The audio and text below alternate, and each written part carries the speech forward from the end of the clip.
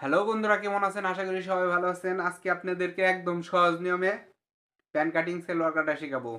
তো অবশ্যই ভিডিওটা দেখবেন, দেখলে খুব সহজেই শিখতে পারবেন। প্রথমে আপনারা কাপড়টা দুই ভাঁজে ভাঁজ করবেন, তারপরে এইভাবে ডাবল ভাঁজ করবেন। খোলা সাইড সামনে রাখবেন।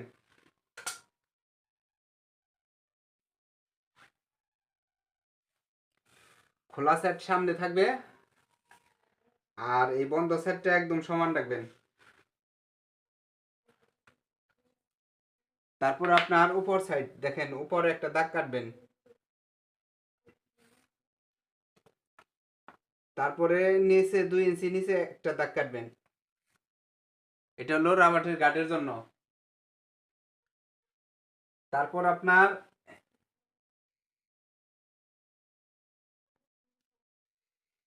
এইখান থেকে দেখেন, এইখান থেকে লাম্বার মাপ দেবেন। লং যার যতটুক ততটুক নেবেন। এটা দেখেন 38 ইঞ্চি লং হবে, তো 38 ইঞ্চি লং হলে এখানে নেব 36 ইঞ্চি, আর এখানে 14 ইঞ্চি। এটা হাইয়ের মাপ। তারপর সোজা দাগ কাটবেন। এইখান থেকে দেখেন, এইখান থেকে 14 ইঞ্চি নেবেন। এখানেও 14 ইঞ্চি নেবেন।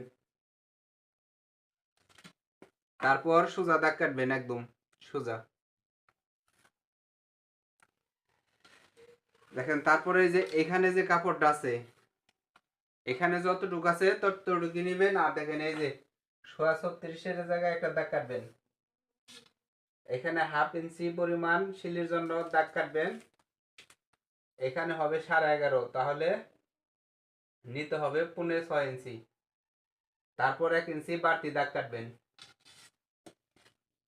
তারপর এইখান থেকে দেখেন, এইখান থেকে এই যে 1 ইঞ্চি বাড়তি দাগ দিছি, সেইখানে এভাবে দাগ কাটবেন। তারপর